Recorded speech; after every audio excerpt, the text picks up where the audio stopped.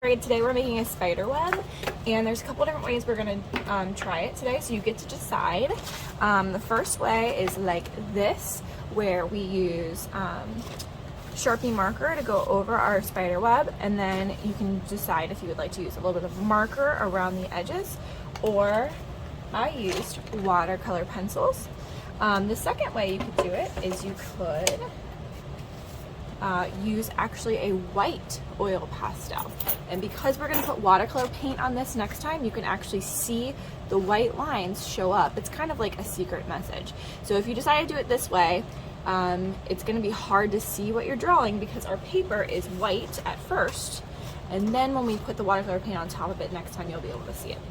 Okay, so I think I'm going to use a pencil to start. So no matter what you're doing, let's get a pencil first. We're going to write our name and room number on the back, and then we're going to flip it over.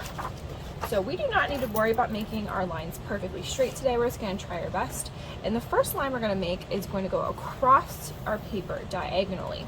So we're going to go from one corner to the other, and when we draw our line, I want you to draw it really lightly, especially if you decide to use white oil pastel. You want to be able to see. You don't want to be able to see this a whole lot. So draw it very lightly. Remember, draw light till you know it's right.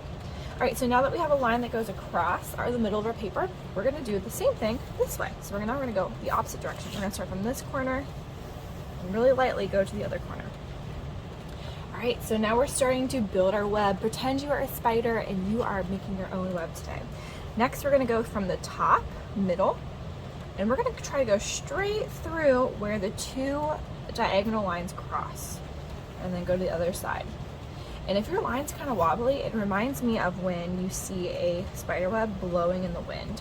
So next, what I'm doing is I'm going across the other direction. So I'm going to the middle of the side, to the other middle of the side, and I'm just going through the center here. Okay. So now what we're going to do is we are going to make our the connections between our web so that it catches the bugs. I'm actually going to draw these a little bit darker so you can see them. Now you can see my lines better. Okay, so what we're going to be doing is we're going to be crawling from from line to line, making our web. So we're going to start, let's start from the edges first, and then we'll go in. So it's kind of like we're making a spiral. So we're going to start at the bottom, and we're going to make a curve, like a bump, that goes from one to the next. So I'm going to start here and bump over to this side. Now I'm going to turn my paper, and I'm going to bump from this one over to that one, and then I'm going to bump from that one to this one, and I'm going to go all the way around.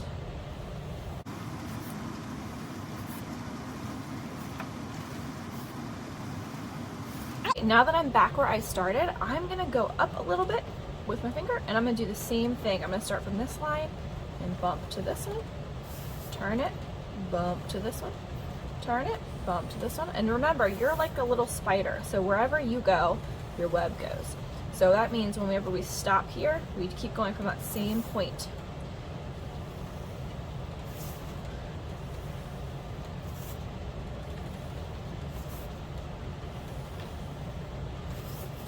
Okay, now I'm back where I started again. I'm going to go up and do it again. Here we go. I'm just going to repeat this all the way until I get to the middle.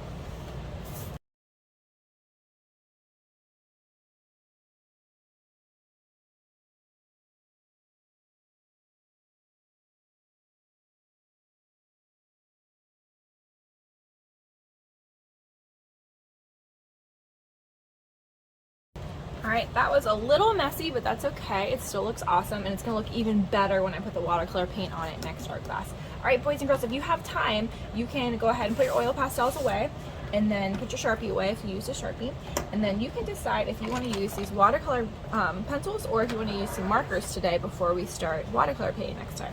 So watercolor pencils look just like regular colored pencils, except if you look closely, there is a golden paintbrush on the side. So make sure that you never put these back with the regular colored pencils, because these are special and we don't want to lose them. So these are going to be in the red bin. I'm just going to keep these at my desk. So just come get the color you need, because I want to make sure we don't lose these. And then what you can do with these is they look just like regular colored pencils when you're coloring. And I'm just going to color a little bit around the edges of these squares And then when you add water, you can blend them. So even though it looks like a regular colored pencil today, it will look way different next time.